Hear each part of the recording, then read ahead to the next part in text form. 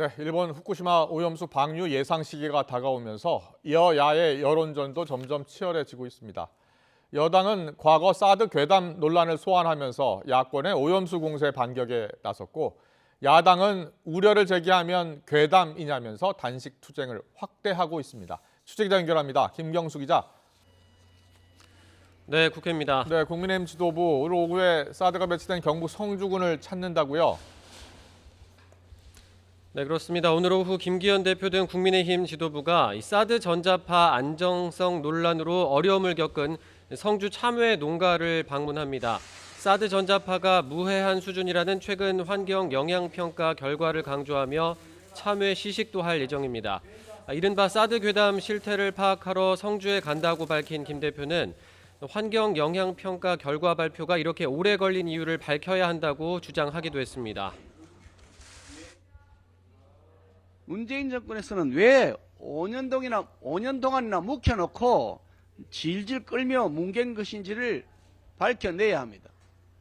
누군가 커다란 힘을 가진 권력자가 환경영향평가의 결과를 내지 못하도록 하며 지연시키도록 압력을 넣었을 개연성이 농후합니다.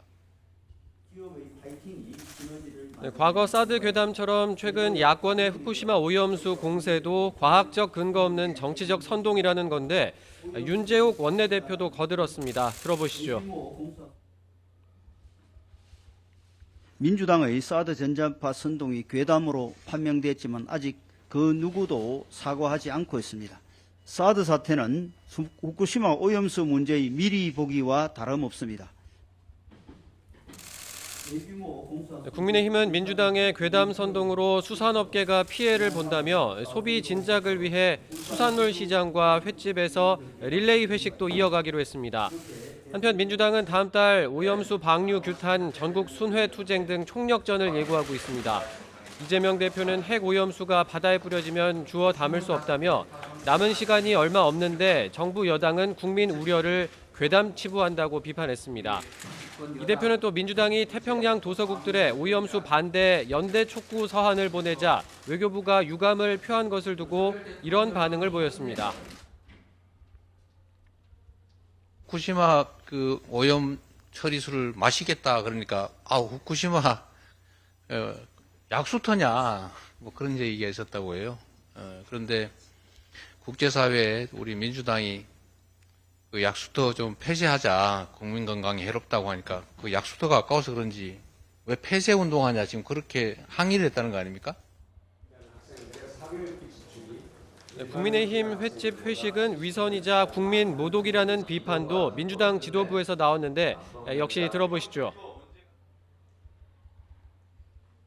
국민의힘이 병 주고 약 주고식 횟집 투어에 기가 찹니다. 일본의 핵 폐수 방류를 지지하고 그로 인해 수산물 소비가 줄어드니까 횟집 투어를 가는 건 대한민국 국민을 모독하는 것입니다. 네, 앞서 민주당 윤재갑 의원에 이어 오늘 우원식 의원이 추가로 단식에 동참했고 정의당 이정미 대표도 주한 일본 대사관 앞에서 단식 농성을 시작하는 등 오염수를 둘러싼 여야 장외 공방이 점점 치열해지는 모습입니다. 네, 우리나라 교육 문제, 정치권이 주목하는 이슈입니다. 오늘 정부가 발표하는 사교육비 경감 대책에 관심이 쏠리죠? 네, 오늘 오후 교육부가 사교육비 경감 대책을 발표하는데 앞서 윤석열 대통령이 언급했던 공정 수능의 가이드라인이 윤곽을 드러낼 것으로 보입니다. 이른바 킬러 문항으로 불리는 초고난도 문항에 대한 분석도 나올 전망인데요. 앞서 교육계와 사교육업계의 이권 카르텔까지 거론했던 여당은 지금 상황을 두고 볼 수 없다며 정부 방침에 힘을 싣고 있습니다. 의식주는 이제 옛말이고 이제 학식주라는 말이 공공연하게 불려지고 있습니다. 사교육공화국이라고 해도 과언이 아닐 것입니다. 반면 민주당은 수능을 불과 5달 남기고 나온 윤석열 대통령 발언이 교육 현장에 혼란을 일으켰다며 대국민 사과까지 요구하고 있습니다. 정부 여당은 교육을 정쟁화하고 다양한 방법으로 국면 전환을 시도하고 있습니다. 그래서 오늘 발표할 추가 교육 대책도 걱정됩니다.